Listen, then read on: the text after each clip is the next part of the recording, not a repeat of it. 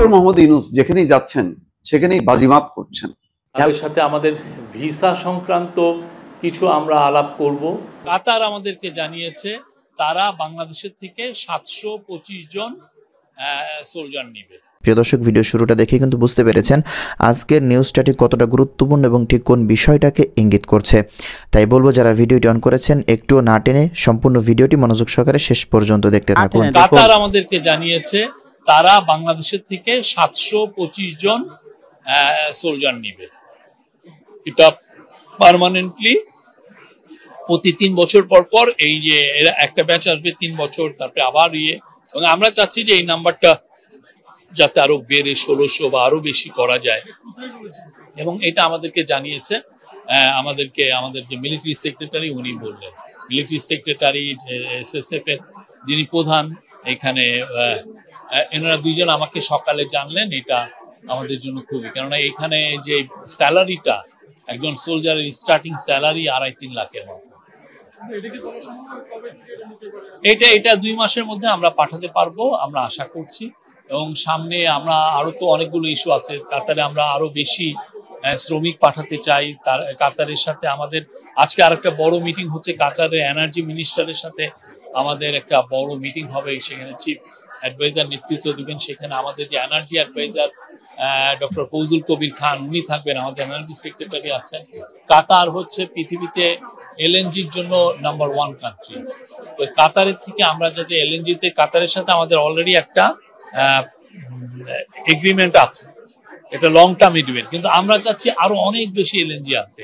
কেন আমরা আনতে চাচ্ছি? বিকজ প্রচুর বিদেশি ইনভেস্টর আমাদেরকে জানাচ্ছে যে তারা বাংলাদেশে ইনভেস্ট করতে চায়। এবং আপনি এনার্জি মিনিস্টার অ্যাডভাইজার আমাকে নিজে বলেছেন যে 600 দেশি কোম্পানি, 600 যারা বাংলাদেশে অলরেডি আছে দেশি এবং মাল্টিনেশনাল, তারাই অলরেডি নতুন গ্যাস পাওয়ার লাইন ধরেছে। তো আমাদেরকে তো এদেরকে গ্যাসটাকে সরবরাহ করতে পারবে।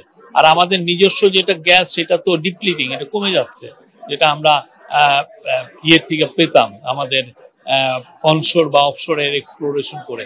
তো আমরা চাচ্ছি যে কাতারের সাথে আমাদের সম্পর্কটা আরো সুদৃঢ় হলে আমরা যদি এলএনজি আরো বেটার প্রাইসে পাই, হোয়াই নট।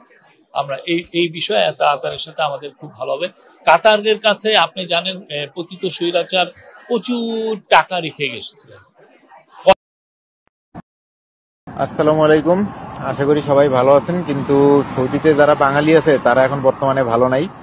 কারণ হচ্ছে আমি কিছুক্ষণ আগে একটা রেস্টুরেন্টের ভিতরে ছিলাম, আমার সামনে থেকে 6-7 জন যারা বাইক ডেলিভারি করে, মোটরসাইকেলে ফুড ডেলিভারি করে, তাদেরকে ধরছে, বুঝছেন। ধরার পরে আকামা চেক দিছে, লাইসেন্স চেক দিছে। চেক দেওয়ার পরে 3 জন ইন্ডিয়ান পাইছে, ইন্ডিয়ান 3 জনারে কিছু বলে নাই, সাইডে দিছে। বাঙালি 5 জনারে ধরে লই চলে গেছে পুলিশে। এখন বিষয় হচ্ছে যে পরবর্তীতে আমি জিজ্ঞেস করলাম যে ইন্ডিয়ান যারা, তাদেরকে জিজ্ঞেস করলাম সমস্যা কি কারণে ধরছে, তাদেরকে কাগজপত্রের কোনো সমস্যা? কয়েছে না, কাগজপত্রের কোনো সমস্যা, সবকিছু ঠিক আছে, কিন্তু বাঙালিদের ধরতে আছে। সৌদিতে নাকি কোন কারা নাকি বাঙালিরা এই যে সালমানের নামে নাকি বিভিন্ন ধরনের খারাপ কথা বলছে, ছবিতে জুতা দিয়া অপমাননা করছে, এই কারণে বাঙালিদেরকে বিভিন্ন জায়গা দিয়া ধরে নিতে আছে। ঠিক আছে, আমার সামনে বসে 5 জনকে ধরে নিছে। পরবর্তীতে আবার ফেসবুকে ঢুকলাম, ফেসবুকে ঢোকার পরে এই সৌদিতে যারা আছে, আমার বন্ধু বান্ধব আছে, ভাই বাজার আছে, ওরাও বিভিন্ন ধরনের পোস্ট দিতে আছে যে বাঙালিকে ধরে নিতে আছে। এখন বিষয় হচ্ছে যে এই যে বাংলাদেশে যারা থাকেন, বিষয় হচ্ছে যে আপনি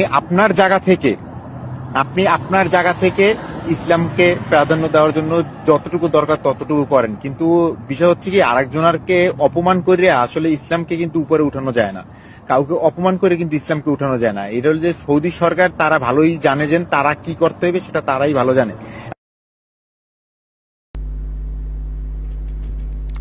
দর্শক শুনলেন, ধরপাকড় করা হচ্ছে সৌদিতে যারা বাংলাদেশি তাদেরকে।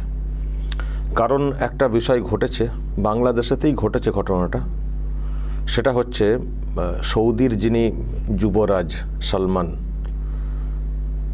তার ছবিতে মানে এমনভাবে তৈরি করা হয়েছে, দেখুন, শাড়ি পরানো, জুতোর মালা, এই ছবি আনা হয়েছে সামনে। এই ছবি সামনে আনা হয়েছে, যেটা বলার চেষ্টা হচ্ছে যে ওই ইসরায়েল প্যালেস্তাইন কেস, প্যালেস্তাইনের ওপরে ইসরায়েল এই করছে সেই করছে, সৌদি কেন কিছু বলছে না? সৌদি কেন কিছু আক্রমণ করছে না? সৌদির যিনি আছেন যুবরাজ, তারা কেন চুপ করে বসে রয়েছেন? চুড়ি পরে শাড়ি পরে বসে রয়েছেন? ওই চুড়ি, শাড়ি, জুতোর মালা এইসব দিয়ে ছবি টবি করে পোস্টার করে বানিয়ে এ করেছিল। বাংলাদেশে কী সব হচ্ছে দেখছেন না? মার্চ ফর প্যালেস্তাইন, মানে মার্চ ফর প্যালেস্তাইন বলা হচ্ছে, বাংলাদেশের মধ্যেই সব যা কিছু হচ্ছে। বিরাট হলো না কদিন আগে?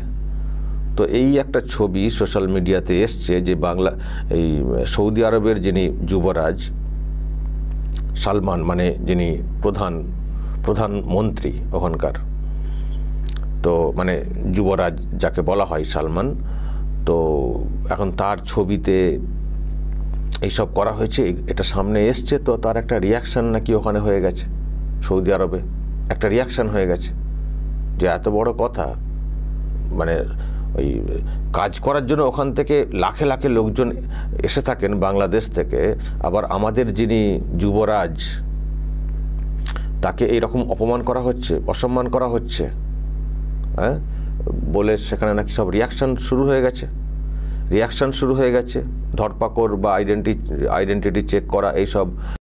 প্রিয় দর্শক, সম্পূর্ণ ভিডিওটি দেখলেন, বুঝতে পেরেছেন ভিডিওটি গুরুত্বপূর্ণ ছিল। ডক্টর মোহাম্মদ ইউনূস একের পর এক সফরে তিনি বাজিমাত করছেন এবং ম্যাজিক দেখাচ্ছেন, আন্তর্জাতিকভাবে চমকে দিচ্ছেন। রীতিমতো তুলপাড় হয়ে গিয়েছে কাতার সফরকে কেন্দ্র করে। পূর্বে যে সফরগুলো করেছিল সেই সফরগুলোও ফলপ্রসূ হয়েছে এবং পরিপূর্ণ সফল, এবং বাংলাদেশ অনেক কিছু অর্জন করেছে চীন সফর থেকে এবং সেই অন্য সফর থেকে। এবার কাতার সফরকে কেন্দ্র করে মানুষ তাকিয়েছিল কি অর্জিত হয়। 4 দিনের সেই সফরকে কেন্দ্র করে এবার তিনি প্রথম দিনই বাজিমাত করে ফেলেছেন। বাংলাদেশ থেকে 725 জন সেনাবাহিনী সোলজার নেবেন কাতারে। তাহলে বুঝতে পেরেছেন সেনাবাহিনীকে একটি মর্যাদাপূর্ণ জায়গার মধ্যে পৌঁছে দিয়েছেন বাংলাদেশ। ইতিমধ্যে বাংলাদেশকে নিষেধাজ্ঞায় দিয়েছিল পূর্বের ইতিহাস থেকে আমরা দেখি, একের পর এক নিষেধাজ্ঞা, র্যাবকে নিষেধাজ্ঞা, সেনাবাহিনীদেরকে নিষেধাজ্ঞা দিতে পর্যায়ে চলে গিয়েছিল আয়নাগর তৈরি করার কারণে। আর সে জায়গা থেকে তাদেরকে উঠে এবার আন্তর্জাতিক সম্মান দিল ডক্টর মোহাম্মদ। সুপ্রিয় দর্শক, আমি আশা করছি আজকের নিউজটা আপনারা সকলে মনোযোগ সহকারে শেষ পর্যন্ত দেখেছেন। তো আজকের নিউজটা দেখে আপনার কাছে কি মনে হয়েছে? আপনার মূল্যবান মতামত অবশ্যই কমেন্ট সেকশনে লিখে যাবেন। দেখা হচ্ছে পরবর্তী কোনো আপডেট নিউজে। সে পর্যন্ত সুস্থ থাকবেন, ভালো থাকবেন, আমার জন্য দোয়া করবেন। আসসালামু আলাইকুম ওয়া রাহমাতুল্লাহি ওয়া বারাকাতুহু।